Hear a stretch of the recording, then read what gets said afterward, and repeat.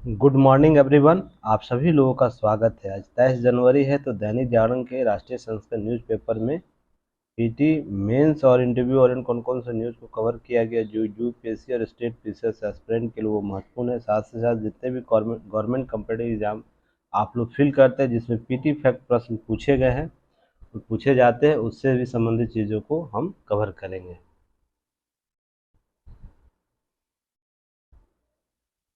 इन सब चीज़ों को हम लोग आगे चर्चा करेंगे। तो बढ़ते हैं। कल का न्यूज़ हालांकि अपलोड नहीं हो सका क्योंकि वीडियो एरर हो गया था। रिकॉर्डिंग किया था मैंने पर एरर हो गया, मेहनत बर्बाद हो गई कल। उससे उसके लिए आप लोगों को असुविधा जो हुई उसके लिए खेद है। चलिए आगे हम लोग देखते हैं। तो ध्यान रखिएगा, युक्ति आईएएस पर आपको बहुत सी चीज़ें चलाई जा रही है। अभी दो सीरीज स्टार्ट किया गया है, एमसीक्यू सीरीज, समाधान सीरीज निकाला गया है जिसमें हम करेंट से संबंधित एमसीक्यू लाते हैं आपको 4 पीएम में। उसे आप लोग देखिए। और एक नया सीरीज आज से स्टार्ट हुआ है समाधान सीरीज के तहत ही टॉपिक वाइज चीज़ों को कवर करने के लिए, जो क्या है आपको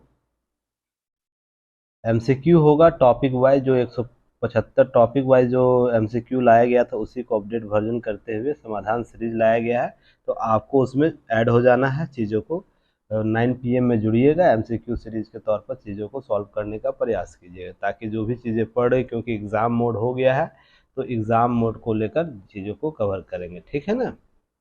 तो चलिए आगे हम लोग चर्चा करेंगे आज के न्यूज़ में। तो यूपीएससी के जीएस पेपर 2 में ये जो प्रमुख खबर है, व्हाइट हाउस प्रधानमंत्री राष्ट्रपति बाइडेन के बीच जो रक्षा, अंतरिक्ष और कारोबार से संबंधित जो भी समझौते हुए हैं, शिखर बैठक जो हुई है, राजकीय यात्रा हुई है, तो यह आपको द्विपक्षीय संबंध, भारत अमेरिका संबंधों से प्रश्न पूछेगा और यह प्रश्न आने वाले जो भी एग्जाम है वहाँ के लिए टॉप ट्रेंड करेंगे। तो ध्यान रखिए, इसके सारे डायलेमा जो है आपको कवर करना है, अंडरलाइन किया गया है। आज मेहनत कीजिएगा इस पर, दोबारा कभी मेहनत नहीं करनी होगी। और भी एक्स्ट्रा बातें पहले की जा चुकी है, जो भी रक्षा समझौते भारत के साथ हुए हैं अमेरिका के, बस आपको क्या करना, आज ऐड करते चलना है। सॉरी। तो देखिए हुआ क्या है कि भारत के पहले राजकीय यात्रा के दौरे पर गए हैं भारत के पीएम। उनका स्वागत किया गया, दूसरे वैश्विक नेता को नहीं दिया गया हालिया के वर्षों में। तो ध्यान रखिए इन सब चीज़ों को लेकर। अब दोनों देश की तरफ से क्या हुआ, रक्षा हुआ, अंतरिक्ष हुआ, कारोबार, अत्याधुनिक प्रौद्योगिकी के लिए क्या हुआ, सहयोग की घोषणा की गई है। और इसका जो भी बातें की गई है वो आप लोग को क्या कहते हैं, राइट डाउन कर लेना आ जाए। जैसे अमेरिकी कंपनी जेई है, जनरल मोटर्स जो है, इलेक्ट्रॉनिक्स एरोस्पेस ने क्या किया, युद्धक विमान बनाने के लिए माइक्रोन की तरफ से भारत की तरफ से सैनिक कंडक्टर निर्माण का प्लान, जिसमें 2 अरब से ज़्यादा के निवेश आने की संभावना है, बातें की गई है। तो अमेरिकी परिवेश जो है, ध्यान रखिएगा, उच्च शिक्षा हासिल करने के लिए जो पेशेवर है, भारतीय पेशेवर, ज़्यादा सहूलियत की देने की बात की गई है राष्ट्रों के द्वारा। ये सब चीज़ें आपको याद रखिएगा। और भी इसके अतिरिक्त कुछ बातें की गई है, समुद्रों की गहराई के लिए भी कुछ कार्य किया जाएगा, ऊंचाइयों के लिए भी कार्य किया जाएगा। तो कंधे से कंधे मिला के लोग चल रहे हैं। देखिए प्लांट जो सेमीकंडक्टर के लिए माइक्रोन जो लगाएगा, माइक्रोन अहमदाबाद में एक प्लांट लगा रहा है जिसमें 2.7 अरब डॉलर का निवेश होगा। इसी प्रकार से अप्लाइड जो मटेरियल्स की तरफ से आपको ये कंपनियां सब है, उन्होंने भारत में कितने करोड़ का डॉलर का निवेश करेंगे, तो 80 करोड़ डॉलर का निवेश करेंगे। उसी जेई भारतीय वायुसेना के साथ हल्के बड़ा जो विमान तेजस है उसके लिए क्या करता है, हल्के अत्याधुनिक संस्करण इस्तेमाल करते हुए F1414 इंजन का निर्माण करें। इंजन का एक स्वरूप है, इसे याद रखिएगा, उतना डीपली नहीं जाना आप लोग को, बस यह याद रखना क्या क्या चीज़ें की जा रही है, ठीक है ना। तो आप लोग को ये सब ध्यान में रखना, क्या क्या समझौते हुए लिस्ट बनाइएगा, लिस्ट बना लीजिएगा कि क्या क्या समझौते हुए हैं, किन किन मुद्दों पर, कितना अरब का ये सब चीज़ें हुई हैं समझौता। निवेश आने की बात की गई है, अमेरिका में खोले जाएंगे, अमेरिका के द्वारा खोले जाएंगे भारत में वाणिज्यिक दूतावास। हिंद महासागर जो क्षेत्र है उसके लिए वार्ताएं शुरू हो गई, बात शुरू हो गई है। भारत भी वाणिज्यिक दूतावास खोलेगा अमेरिका में। तो ये सब चीज़ें आपको ध्यान में रखनी है, ठीक है ना। तो यहाँ देखिए घोषणा की गई है कि अहमदाबाद और बेंगलुरु में खोला जाएगा अमेरिका के द्वारा दूतावास। वाणिज्यिक दूतावास ये कहते हैं जहाँ इकोनॉमिकल रूप से चीज़ें कवर की जाएगी, ठीक है। जिसको राजनीतिक दूतावास अलग होता है, वाणिज्यिक दूतावास अलग तरीके से काम करती है। इसी तरह सिएटल में खोला जाएगा वाणिज्यिक दूतावास भारत का, ताकि कारोबार दोनों के देश के बीच बढ़ाया जा सके, चीज़ों को कराया जा सके। अब जर्नल जो है, जर्नल एटॉमिक्स जो है ये वो क्या करेगा, आपको भारत के साथ सहमति बनाए, दुनिया सबसे घातक मानव रहित, जो मानव रहित अचूक निशाना सटीक करता है। क्या है, यह ड्रोन है। ड्रोन को भी भारत और अमेरिका के बीच रिश्तों के लिए एक महत्वपूर्ण कड़ी के रूप में देखा जा रहा था। जो आपको अफगानिस्तान के मामले में ड्रोन उपयोग किया गया था, उन संदर्भों को भी ध्यान रखिएगा। यह सटीक रहता है, बहुत ही घातक रहता है, जो मानव रहित रहता है। यह बहुत विख्यात है विश्व में, तो इसलिए इस प्रकार के आना भी हमारे सीमा सुरक्षा को बढ़ावा देगा। इस सब को लेकर आपको अब अपडेट हो जाना है, ठीक है ना। जितने भी चीज़ें अंडरलाइन की गई उसको आज आप लोग राइट डाउन कर लीजिएगा, ठीक है। अब देखिए, लोकतंत्र हमारी रगों में है, धर्म जाति भेदभाव का सवाल नहीं है। अब इसके लिए मैं यहाँ एनालिसिस नहीं कराऊंगा। रीज़न है कि आप यूट्यूब पर जाइएगा और पीएम के ना ये वाला वीडियो आप स्वयं देखिएगा, 2 से 3 मिनट का वीडियो है, ठीक ना।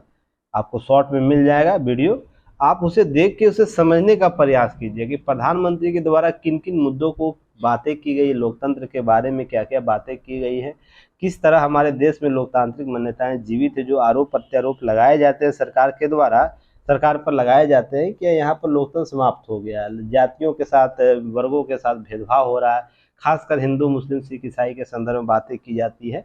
पर ऐसा बिल्कुल भी नहीं, उनके द्वारा दो टूक शब्दों में बातें की गई है। और 2014 के बाद पीएम पद संभालने के बाद पहली बार मोदी जो प्रधानमंत्री हैं, वो प्रेस कॉन्फ्रेंस का सवाल का जवाब दे रहे थे। और भारत में अभी तक ऐसा नहीं कि ये थोड़ा सा खामी हमें भी दिखता है कि नहीं, ऐसा पीएम को है ना संवाद करना चाहिए किससे, कि हाँ, हालांकि देखिए सबके अपने अपने नीतियां होती है। अगर हो सकता है प्रधानमंत्री को यह लगता होगा कि नहीं, संवाद हम लोगों से कर रहे हैं ना, जैसे रेडियो के माध्यम से संवाद हो रहा है और भी लोगों से डायरेक्ट कनेक्ट हो पाते हैं हर जगह, तो उनका अलग संवाद का अलग तरीका हो सकता है, माना जा सकता है।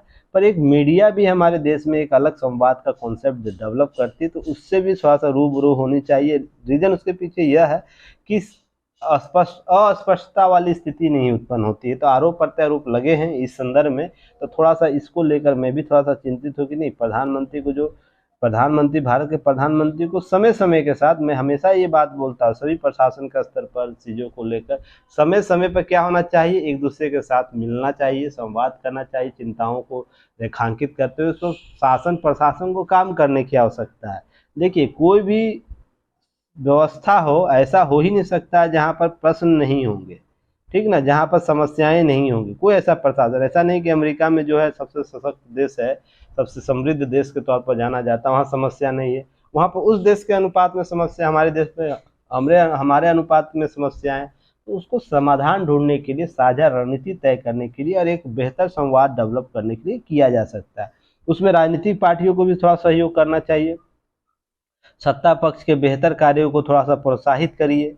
तो ये सत्ता पक्ष जब विपक्ष में जाएगा, ये भी विपक्ष उस समय उसका दायित्व हो जाएगा कि सत्ता पक्ष जो उस समय होंगे क्या करेंगे, तो बेहतर कार्यों को प्रोत्साहित करना है, लोगों तक पहुंचाना, हमेशा नेगेटिव पक्ष को ही नहीं दिखाना है। ये भी तो लोकतंत्र के मान्यताएं स्थापित हो पाती है, ठीक है ना। तो मैं ये लगातार ये सब बातें आप लोगों को पहले बताता था, समझाता था। तो यहाँ पर भारत के लोकतंत्र के बारे में बहुत सी बातें की गई, जो मेरे द्वारा लगातार आप लोगों से बातें की जाती रही है।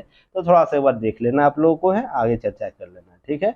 और हमारे पुराने स्टूडेंट हैं, उन लोगों को पता है, नया स्टूडेंट है, थोड़ा सा दिक्कत होगा, तो थोड़ा सा कोऑपरेट कीजिएगा, 1-2 दिन समझिएगा, चीज़ों समझ में आ जाएंगे क्या बातें मैं करता हूँ, किस तरीके से बातें करता हूँ। अब एक केस स्टडी देखिएगा कि प्रशासन में लोग कैसे अपने हितों की पूर्ति के लिए किस हद तक जा सकते हैं, इसके समझने का प्रयास कीजिएगा। अब राष्ट्रीय एकता अखंडता तो सबसे बड़ा इम्पोर्टेंट मुद्दा तो है ही, ध्यान रखिएगा इसके व्यक्तिगत जब तक जवाबदेही तय नहीं की जा सकेगी, और इसे भी इसको कवर करना है, ठीक है ना। पाकिस्तान के इशारे पर कश्मीर में सेना को बदनाम करने का षड्यंत्र रचने का मामला, जम्मू कश्मीर सरकार ने गुरुवार को क्या किया, डॉक्टर बिलाल अहमद दलाल है और डॉक्टर निगहत शाहीन को, चिल्लू को क्या किया, सेवा मुक्त कर दिया था। सेवा से उनकी समाप्ति कर दी, उनको वापसी कर दी गई है घर। आप आराम से अब घर में बैठिए, बहुत आपने काम कर लिया है। क्या हुआ था, मामला एक आया था 2009 में, सोफिया जम्मू कश्मीर का मामला था, जिसमें एक दो महिला क्या हुई, दुर्घटनाग्रस्त हो गई थी और उसका पोस्टमार्टम हुआ, तैयार किया गया था इन दो डॉक्टरों के द्वारा, और दोनों दो अलग अलग कमेटी के बाद चीजें हुई थी। अब ध्यान रखिएगा कि इस मामले में इस रिपोर्ट डॉक्टरों ने क्या बनाया कि महिला का दुष्कर्म किया गया, आरोप सही ठहराया, षड्यंत्र रचा था कि आरोप दुष्कर्म हुआ, पर इस मामले का विरोध प्रदर्शन शुरू हुआ था। जम्मू कश्मीर 6,000 करोड़ का नुकसान हो, सोच के देखिएगा, 6,000 करोड़ मायने रखते हैं। किसी एक व्यक्ति विशेष के गलत डिसीजन ने क्या किया, 6,000 जम्मू कश्मीर के फूंक दिए। अलगाववादियों ने सुरक्षा बलों पर दुष्कर्म के बाद हत्या के आरोप लगाया कि सुरक्षा बल ने ये किया था।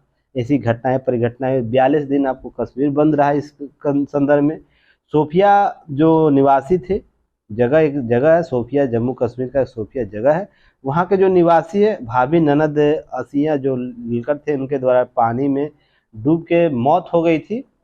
कुछ देर बाद खबर फैल गई कि दोनों में सामूहिक दुष्कर्म हुए हैं। तो मामले ऐसे भी होते हैं, घटना को परिघटना बनाकर क्या किया जाता है, प्रस्तुत कर दिया जाता है। अब तत्कालीन मुख्यमंत्री जो थे उमर अब्दुल्ला ने पहले भी यही कहा था कि लेकिन मामले तूल पकड़ते देख डॉक्टर भान को हटा दिया, जो वहाँ के पुलिस निदेशक थे। क्या किए थे, उनके द्वारा बोला गया था नहीं हत्या नहीं है, मौत हुई है डूबने से, पर उनकी बातों को लोग नहीं समझे। पर एसआई गठित हुआ, एसआईटी गठित हुआ, तो उसके बाद क्या हुआ कि मामले की जांच फिर बढ़ी आगे। तो इन दो व्यक्तियों ने क्या किया, डॉक्टर ने कि गलत रिपोर्ट प्रस्तुत कर दिया, गलत छेड़छाड़ किया, फेफड़े में पानी घुस गया था, उसके साथ गलत रिपोर्ट प्रकाशित किया। तो दोनों ने क्या किया, पहले तो डॉक्टर बिलाल ने रिपोर्ट तैयार किया, उसके बाद डॉक्टर नजिया, एक कमेटी बैठती है, बोर्ड शाहीन बोर्ड बनती है, उस बोर्ड में फिर उन्होंने भी गलत तरीके से रिपोर्ट को प्रस्तुत किया। तो देखिए केस स्टडी यहाँ यह समझाता है ना कि जब तक प्रशासन में बेहतर लोग नहीं होंगे तब तक सेवाएं आपूर्ति बेहतर नहीं हो सकती है।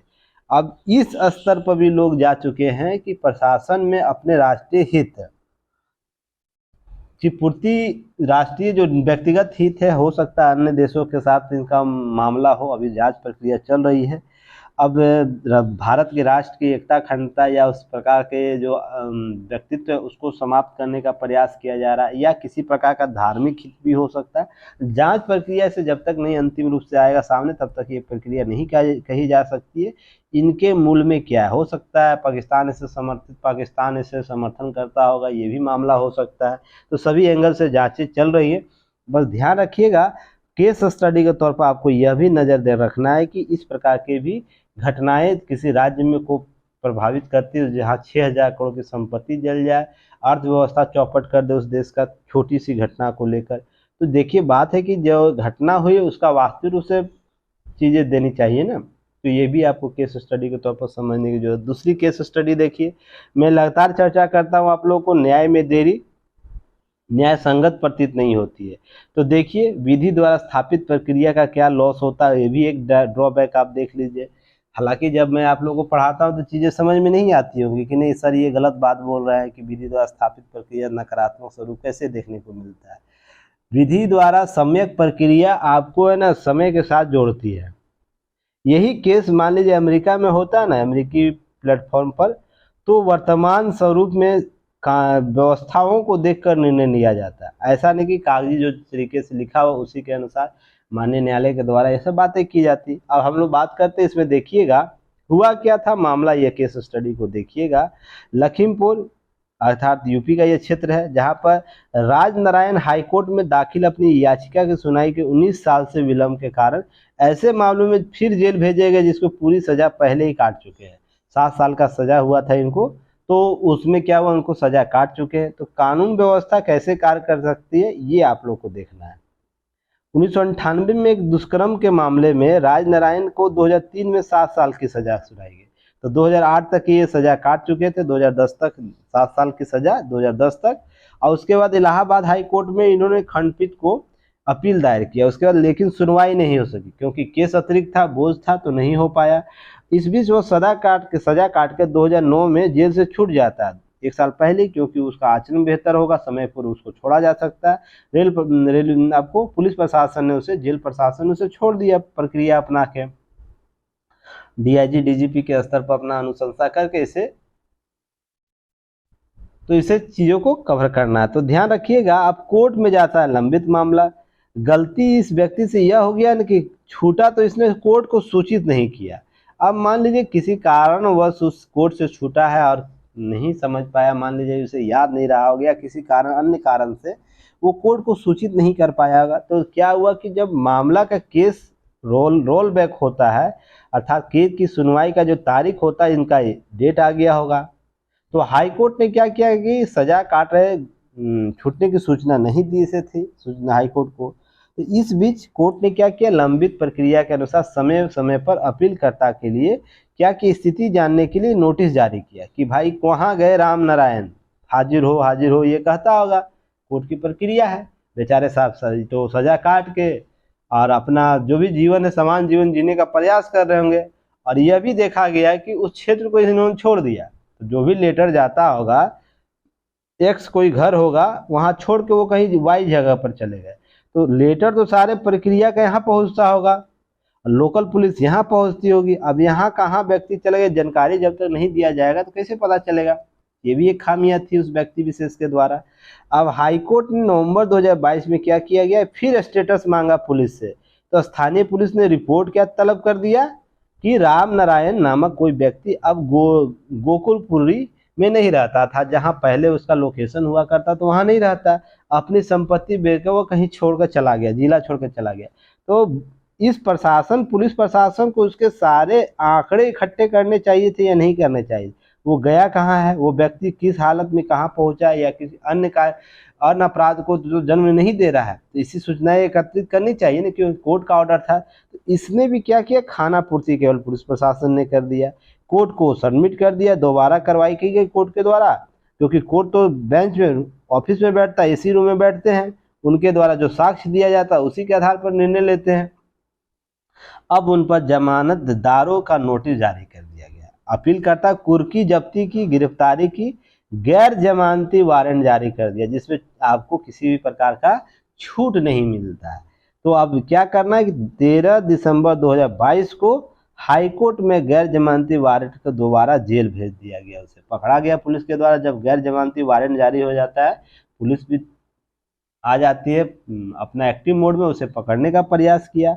अब है कि राम नारायण का ना कोई पैरोकार है ना कोई परिवार है, तो समझिए क्षति किसकी अंततः हुई। अब क्या हुआ, अब लगातार प्रयास वो व्यक्ति कर रहा छूटने के लिए, इन सब मामलों से वो छूट नहीं पा रहा है। तो समझने का प्रयास कीजिएगा कि न्याय अगर विधि सम्यक हो, विधि द्वारा जो प्रक्रिया उसके आधार पर जो चीजें की जा रही थी, सभी ने अपने प्रक्रियाओं का अनुपालन किया, ऐसा नहीं कि नहीं किया है। हाँ, ध्यान रखिएगा, जब तक हम सम्यक प्रक्रिया को नहीं शामिल करेगा, मान लीजिए जस्ट अपोजिट समझिए, जब न्यायालय में ये आया होगा तो राम नारायण अपनी वस्तु स्थिति बताई होगी ना कि मालिक मुझे तो सजा हो गई है, तो सजा हो गई है तो भाई इसके लिए मैं क्षमा का चाहता हूँ, आपको नोटिस नहीं दे पाया, नहीं बता पाया, आपको सूचित नहीं कर पाया, तो इसके लिए न्यूनतम दंड दिया जा सकता था उस व्यक्ति को। चलो तुमने ये प्रक्रिया नहीं अपनाई तो 2 महीने का जा सजा फिर से काट लो और तुम जाओ अपना जीवन यापन करो। पर जो इस मामले में, दुष्कर्म मामले में जो सजा प्रावधान है, फिर से उसे लागू कर दिया गया। तो ध्यान रखिएगा, इस प्रकार के मामले में केस स्टडी आपको यही बताता है कि आपको मैंने क्लास में पढ़ाया था ना, अमेरिकी मॉडल न्याय व्यवस्था का और ब्रिटिश मॉडल और भारतीय मॉडल, तो अमेरिकी सदृश मॉडल के अनुरूप हमें जाने की आवश्यकता है। ये इस प्रकार के केस स्टडी से, जहां पर न्याय का सम्यक प्रक्रिया अपनाया जाता है, वर्तमान में जैसी घटना उसी के अनुसार आपको न्याय देना है। अब यहाँ पर पुलिस की लापरवाही भी है, चीफ जस्टिस को पत्र लिखकर इसकी सूचना करनी चाहिए। तो भाई समझने का प्रयास किए, उसके पास कोई व्यवस्था नहीं, उसका कोई परिवार नहीं, अपील करता नहीं है, तो फिर ये कैसे होगा। तो इसको न्यायालय सपोर्ट देनी चाहिए। ये सब चीज़ें आपको ध्यान रखनी केस स्टडी के तौर पर।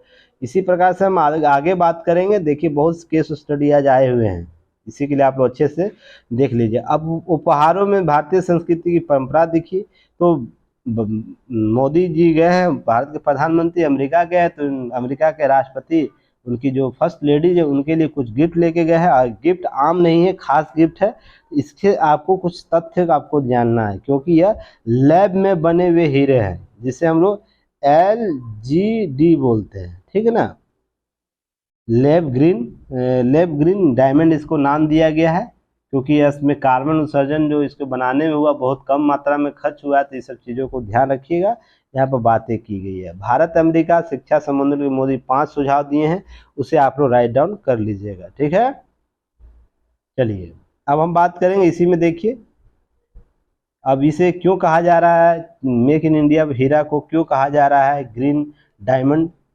तो इसके लिए ध्यान रखिए 0.028 ग्राम कार्बन उत्सर्जन हुआ है, और इसमें बनाने के लिए सौर और पवन ऊर्जा का प्रयोग किया गया। तो ये नए कॉन्सेप्ट को डेवलप करता है।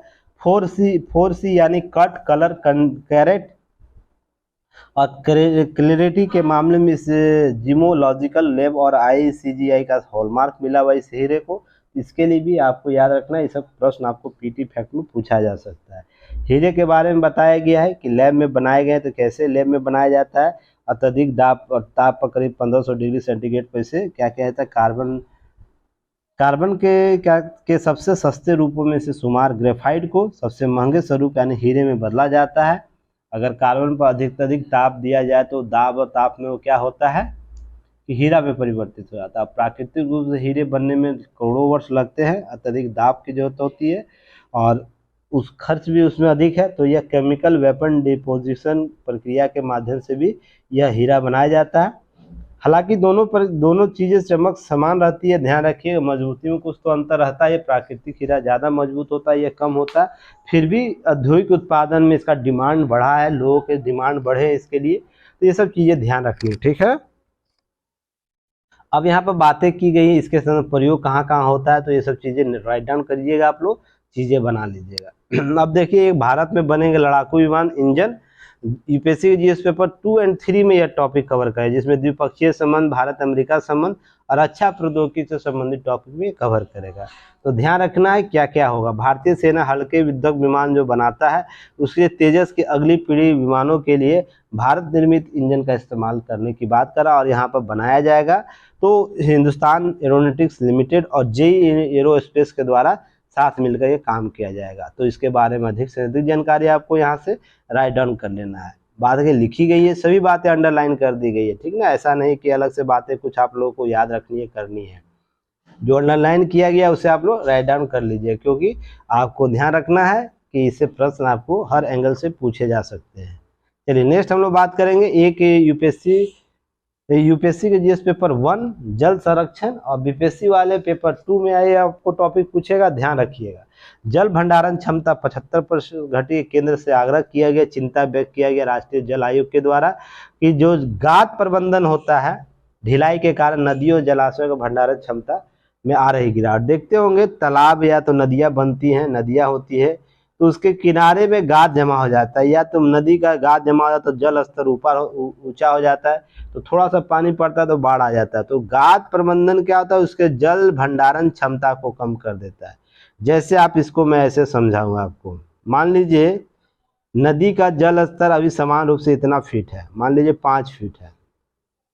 नदी का जल स्तर सतह यह है, नदी का ऊपरी सतह यहाँ पानी है, ठीक है। पानी इतना लेवल से गहराई से है, ठीक, जिसमें 5 फीट उसकी कुल जल भरण क्षमता है, और 25 मीटर की लंबी आपको चौड़ाई वाली नदी है। अब गाद धीरे धीरे भर जा रहा है इसमें, मान लीजिए इसमें गाद भर रहा है, ठीक है ना। गाद भरते भरते ये गाद 2 फीट भर गया, 2 फीट भर गया, 2 से 3 फीट, मान लीजिए 3 फीट गाद भर गया, तो केवल अब 2 फीट ही पानी चढ़ेगा, 2 फीट ही पानी होगा, और इसका जो क्षमता है वो कम हो जाएगा। तो ध्यान रखिएगा। अब इसके कारण जब बाढ़ आता है, जब आपको बरसात आती है, तो इसका जो नीचे का गाद है ना, क्या करता है, इसके जल स्तर क्षमता घट जाता है, तो ये बाढ़ का पानी अन्य क्षेत्रों में क्या होता है, फैल जाता है। यह एक समस्या के रूप में देखी जाती है सब। तो इसी के लिए चिंता व्यक्त की गई है कि अगर गाद भरता है तो ध्यान रखिएगा नदी और जलाशय के जल भरण क्षमता जो है वो कम हो जाती है। कितना प्रतिशत? 15%। तो आंकड़े लगाए गए, इसके लिए 258 अरब क्यूसिक मीटर क्षमता है, लेकिन गाद प्रबंधन कोताही आपको ये सब चीज़ें क्या होती है, जल चिंता व्यक्त करती है। तो इसके लिए आपको डाटे को एनालिसिस कर लेना है। ठीक है, आगे हम लोग बात करते हैं। देखिए, आज आप लोगों को बस लिखना ही होगा। रीजन उसके पीछे यह है कि बहुत सी चीज़ें आपको बताई गई है पेपर में, मेरे द्वारा गलत से नहीं बताई जाएगी। आज सुबह से मुझे हिचकी लग रहा है, कौन नहीं, पता नहीं कौन इतना याद कर रहा है, हिचकी लगता है। कहावत है कि हिचकी लगता है पानी में, गले में कुछ हो जाता है जिसके कारण। देखिए, आपको मैं इसका आपको पिक्चर शेयर कर दूंगा, ताकि आप है ना लिस्ट को एक बार देख लीजिएगा, ग्रुप में शेयर कर दूंगा। हालांकि ध्यान रखिएगा 2022-23 के लिए राष्ट्रपति, जो माननीय राष्ट्रपति, उनके द्वारा पुरस्कार वितरित किया गया है कल, और 30 लोगों को दिया गया। और यह पुरस्कार राइट एंगल जो पुरस्कार है, नेशनल फॉरेस्ट राइट एंगल पुरस्कार 1973 से दिया जाता है, जो नर्सों के द्वारा बेहतर कार्य किया जाता है स्वास्थ्य सेवाओं के लिए, अपनी सारी क्षमताओं का त्याग करते हुए क्या करते हैं, क्षमताओं का बेहतर प्रबंधन करते हुए, सुख सुविधाओं को छोड़ते हुए सेवाएं करते हैं मरीजों के लिए, अपने सेवा राष्ट्र हित के लिए। तो इसके लिए पुरस्कार दिया जाता है, ध्यान रखिए। उसके लिए मैं आप लोग को मैटर शेयर कर दूंगा, ठीक है ना, उसे देख लीजिएगा आप लोग। नहीं तो ऐप पर अपलोड होगा तो आपको वहाँ पर अपडेट कर दिया जाएगा, ठीक है ना। चलिए आगे हम लोग बात करेंगे। हर किसी की जरूरत है भारत की। तो याद होगा कुछ दिन पहले मैंने कुछ बात कही थी, अभी देखिए फिर से वो पुनः सत्य होता हुआ नजर आएगा। पहले तो भारत का डिमांड जो केंद्र बिंदु बन रहा है उसके संदर्भ में तो कितनी दफा सत्य हो चुका है।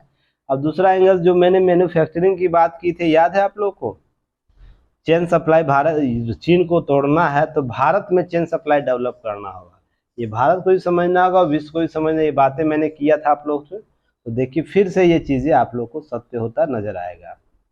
इसीलिए आप लोग मुझे हल्के में ले लेते हैं, कभी कभी लग तो रहा है, नहीं तो इतना बेहतर चीजों को कवर कराया जाता है, फिर भी आप लोग की प्रतिशतता घटती जा रही है, क्या बात है। कुछ तो चिंता का विषय जरूर है हमारे लिए, या तो आप लोग के लेवल से ऊपर चला जा रहा है, या मेरे आप लोग के अनुसार हम नहीं कर पा रहे हैं। और यूपीएससी और पीसीएस के लिए करना है तो इस लेवल तक आप लोग को पहुंचना ही होगा, नहीं तो समस्या विकट हो जाएगी। अब देखिए, भारत की जो अर्थव्यवस्था की वृद्धि है, विश्व की बढ़ती हुई अर्थव्यवस्था सबसे तेज है, बड़ी अर्थव्यवस्थाओं में सबसे तेज है। विश्व के हर बड़ा देश और उसका खेमा उसे अपने साथ देखना चाहता है, जिसमें नई आर्थिक और सामाजिक क्या है महाशक्ति बनकर उभर चीन शीत युद्ध के बाद बनी एक ध्रुवीय दुनिया अमेरिका का वर्चस्व को चुनौती दे रहा है। ये सब चीजें आपको पूरी एशिया में अपना वर्चस्व बढ़ाना चाहता है चीन। तो इससे क्या करता है, प्रतिद्वंद करने के लिए, रोकने के लिए चीन चाहता है कि भारत अमेरिका के गुटबाजी से दूर रहे। अब सभी देशों के हित अपने अपने देख लीजिए। चीन क्या चाहता है कि भारत है ना अमेरिकी गुटबाजियों से दूर रहे। दूसरी तरफ क्या कहता है, एशिया को अमेरिकी वर्चस्व से मुक्त कराने के उसका और रूस के साथ दे, ऐसी बातें चीन चाहता है। यूरोप चाहता है कि भारत यूक्रेन पर रूसी हमले की निंदा करे और रूस के विरुद्ध आर्थिक और कूटनीतिक लामबंदी में उसका साथ दे। दक्षिणी गोलार्ध के देश अर्थात अफ्रीकी देशों के लोग की बात हो रही है और लैटिन अमेरिकी बातें हो रही है, जहां पर उत्तरी गोलार्ध के देशों में जलवायु के न्याय दिलाने में उसका साथ दे। अपने अपने हितों के लिए भारत सभी के जरूरतें हैं, अर्थात विश्व में जैसे जैसी जरूरतें हैं भारत की वैसी वैसी उपयोगिता बढ़ जाती है, डिमांड बढ़ जाता है उसी रूप में। अब ध्यान रखिएगा, अमेरिका बहुत ही अतरंग और संघ मित्र देशों के साथ राष्ट्राध्यक्ष को दिया यह सम्मान राजकीय सम्मान का न्योता देता है। तो राष्ट्रपति बाइडेन और जो भी बातें हुई दोनों देशों को, जो रूस के मामले में भारत का सपोर्ट नहीं मिला था उसे भुलाते हुए अपने क्या है सामरिक और आर्थिक हितों को ध्यान में रखते हुए भारत के साथ संबंध स्थापित करने का प्रयास कर रहा है। जहां पर अमेरिका ने चीन की दुनिया में फैक्ट्री बनकर एक ऐसा भस्मासुर तैयार किया था। आप याद होगा जब शुरुआती दौर में चीन को बहुत सपोर्ट किया अमेरिका, वहां पर अपनी कंपनियों को स्थापित किया, क्योंकि इमर्जिंग देश था, जो वहाँ विकास हो रहे थे, तो डिमांड वहीं जाता है, बड़ी बड़ी कंपनियां जहाँ पर बाजार सबसे बड़ा हो। तो चीन इसका लाभ लिया और वो एक चेन डेवलप करता है जो विश्व पर इसका बस प्रोडक्ट का डिमांड बढ़ता है, सस्ते प्रोडक्ट का। तो ध्यान रखिएगा कहीं ना कहीं अमेरिका की इस नीति ने चीन के लिए क्या हुआ, दुनिया के लिए भस्मासुर बना दिया था, कहने उसमें सभी को मिल रहा है चीन। तो इसी प्रकार इसके हाथों में ऐसी सप्लाई चेन है जिसके जरिए वो पूरी दुनिया पर तैयार माल जाता है। कोविड महामारी में, लॉकडाउन में, यूक्रेन के युद्ध से साबित हो गया क्या कि सप्लाई चेन चालू रहना कितना जरूरी है और एक ही सप्लाई चेन पर निर्भरता कितना खतरनाक होता है। मैं यही बातें बार बार बोलता था। चीन की अगर प्रतिद्वंदता रोकनी है, चीन को बातें उसकी विस्तारवादी को रोकनी है या आर्थिक जो लामबंदी वो करता है उसे रोकनी, तो उसका एकमात्र और एक कारगर उपाय क्या हो सकता है, उसके ब्लॉक चेन अर्थात जो सप्लाई चेन है उसे रोक दो। सप्लाई चेन के लिए एक विकल्प तलाश करो। मैंने ये बात बोली थी, कभी याद है आप लोग को, जब बात हुई थी अमेरिका भारत और चीन के बीच आयात बिलों को लेकर, तो मैंने ये बात बोले थे। देखिए अब वही बातें यहाँ पर की जा रही है। अमेरिका और यूरोप अब हिंदी चीनी देशों और भारत को सप्लाई चेन का विकल्प बनाने का है। हिंदी चीनी कहने का मतलब देश जैसे वियतनाम हुए, कंबोडिया, ये सब देश की बात हो रही है जो चीनी स्वरूप में होते हैं पर भारत के साथ बेहतर उनके संबंध है। अब जैसे हिंदी चीनी देशों में चीन जैसी तानाशाही और वे बहुत छोटे भी है, तो इसके लिए भारत को चुना जा रहा है। भारत सबसे बेहतर विकल्प है। तो भारत में अब आपको देखने को मिलेगा कि सप्लाई चेन बढ़ाने वाली प्रवृत्ति बढ़ेगी। तो PLI योजना जो है वो आपको क्या होगा, इंसेंटिव प्रोग्राम जो है बेहतर रूप से काम करेगा क्योंकि अब निवेश आएगा। तो मैंने क्या बोला था कुछ दिन पहले, याद होगा आप सभी लोगों को, यही बातें मैं बोल रहा था पिछले 2 सप्ताह 3 सप्ताह पहले ये बात बोला था। तो आप लोग याद रखिएगा, इन सब चीज़ों के आसपास आपको नजर आएगी। भारत की जरूरत तकनीकी सामरिक शक्ति और टोही क्षमता बढ़ाने की, ताकि वो चीन की विस्तारवादी हरकतों को पर अंकुश लगाए। अमेरिका की मारक ड्रोन खरीदने और लड़ाकू विमान जैसे जेट इंजन बनाने जैसे सौदे भी इस दौरे पर किए गए। बातें उसके बाद आपको वही सब चीज़ें की गई है। मेन आपको थीम याद रखना है इसमें क्या है कि सप्लाई चेन को बेहतर बनाने के लिए जितना भारत प्रतिबद्ध होना चाहता है उतना विश्व भी होना चाहता है, ताकि आप है ना हिंद प्रशांत क्षेत्र में एक बेहतर विकल्प लेकर आए और चीन की विस्तारवादी नीति को रोक सके, क्योंकि जिसके पास जितना पैसा आएगा वही कार्य करेगा। और मैं आप लोग को उस दिन भी बताया था, मान लीजिए चीन की स्थिति वाले में भारत आ जाए तो क्या भारत उसी प्रकार की प्रवृत्ति अपनाए जो विस्तारवादी नीति चीन अपना रहा? तो बिल्कुल नहीं अपना पाएगा, क्योंकि भारत में लोकतांत्रिक मूल्य आदर्श है, उसकी पुरातन संस्कृति है जो लोकतांत्रिक मूल्यों पर ही बल देती है। तो यह कभी नहीं कर पाएगा जो चीन जैसे अपने सप्लाई चेन को मजबूत करने के बाद वो अपना जो स्टेटस अभी कायम किए विस्तारवादी नीतियों को लेकर। तो ये आप लोग को ध्यान में रखना है इन सब चीज़ों को, इसके लिए अलग से ज़्यादा दिमाग खर्च नहीं करनी है। अब देखिए प्रतिनिधित्व की प्रतीक्षा में अति पिछड़े समूह, तो मैंने याद किया आप लोग को बताया था जब जातिगत जनगणना की बात हुई थी, वहाँ पर मैंने बताया था अभी भी सामाजिक आर्थिक पिछड़ेपन का क्या है कारक जातियाँ मानी जाती। वहाँ पर मैंने बहुत सी चीज़ों को आप लोग को कवर किया था। तो सेम टू सेम यहाँ बातें की गई है, तो आपको इसको कवर कर लेना है, देख लेना है, ठीक है ना। क्यों जातियाँ पिछड़ेपन का कारण प्रतिनिधित्व करती, तो ये राजनीतिक विश्लेषक के तौर पर ये बातें की गई है। तो आपको थोड़ा सा आइडिया डेवलप कर लेना है, ठीक है ना, आइडिया डेवलप कर लेना है। पहले भी बहुत बार चर्चा हो चुकी है, इसलिए ज़्यादा इस पर ध्यान नहीं देना है, बस एक बार न्यूज़ को देख लेना है। अब देखिए केस स्टडी ये भी है कि संपत्ति के लिए बेटी ने बुजुर्ग माता पिता भाई को बनाया बंधक। और देखिए आदमी का ही दुश्मन कैसे होता जा रहा है, आने वाले समय में यह स्पष्ट होगा कि देखिए जिस माँ बाप ने अपने बेटे को जन्म दिया है वही उसका घातक बन जाता है एक दिन के लिए, उसकी हत्याएं कर देता है कुछ पैसों के लिए। हाल ही में एक अफसर था जिसका बेटा IAS है IPS है, बेटा उसका परिवार में 3-4 IAS IPS, वो बुजुर्ग जो है भूखे मर जाता है, सुसाइड कर लेता है और एक अपने जो भी संपत्ति तो वो दान करता है, एक मामला आप लोग देखे होंगे। अब ये भी व्यक्ति देखिए जो व्यक्ति था जिनको प्रताड़ित किया, वो जो CM Saxena state bank of India में मुख्य प्रबंधक पद पर है, तो बहुत बड़ा पद होता है। और जो बेटी थी इनकी शादी कर्नल से की गई, कर्नल रैंक के अधिकारी से, तो ये बड़े बड़े लोग हैं, पद पर बैठे व्यक्ति हैं। अब इनका भाई जो बेटा जो है, इस बुजुर्ग का बेटा, वो अक्षुब्ध है, कहना मतलब मानसिक हालत उसकी सही नहीं है। तो संपत्ति हड़पने या संपत्ति से संबंधित कुछ विवाद रहा होगा इन लोगों के बीच, पर महिला क्या करती है, बेटी क्या करती है, अब उस बुजुर्ग की माँ को पहले तो मार कर उसका कमर तोड़ती है, जैसा कि न्यूज में दिखाया जा रहा है। अब तीनों को, पिता, माँ और भाई को क्या करती है, वो बंधक बनाए रखती है।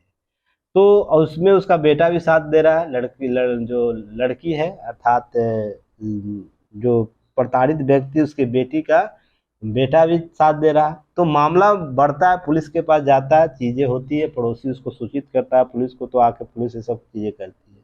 अब केस स्टडी ध्यान रखिए क्या हो सकता है, आपसे आपसे यहाँ पूछा जा सकता है कि औद्योगिकरण ने, एलपीजी ने हमें क्या दिया, हमें सुख सुविधाएं दी, पर उसके साथ ही हमारे हमसे मॉरलिटी, अच्छी मौलिकता जो थी हमारे आचरण में, उसको छीन लिया है। इसके संदर्भ में आपसे विचार पूछ सकता है, आपको यही सब केस स्टडी देना वहाँ पर है, ताकि आप जस्टिफाई कर पाइए कि कैसे लोगों के व्यवहार में परिवर्तन आया। पैसा ही इम्पोर्टेंट नहीं है, पर पैसे को इम्पोर्टेंट बनाने वाले लोगों में ऐसी प्रवृत्ति देखने को मिल रही, जहाँ पर रिश्ते तार तार हो रहे, सामाजिक ताना बाना खराब हो रहा है, और रिश्तों में एक अलग प्रकार के केस स्टडी देखने को मिल जाएगी आप लोग को। ये सब चीज़ आपको कवर करना है, याद रखना, जो चीज़ें बताई जा रही है आपको कहीं ना कहीं एग्जाम में पूछा जाएगा। तो चलिए हम लोग फिर मिलते हैं कल वीडियो एनालिसिस के साथ, नई वीडियो एनालिसिस के साथ। आप लोग को समाधान सीरीज में युक्ति आई, इसका ऐप जरूर डाउनलोड कीजिएगा, और आप युक्ति आईएएस और विजडम एजुकेशन को आप लोग फॉलो कीजिए, लाइक शेयर सब्सक्राइब कीजिए, और जो भी कवर कराए जा रहे हैं आप लोग उसे देखते चलिए। धन्यवाद, जय हिंद।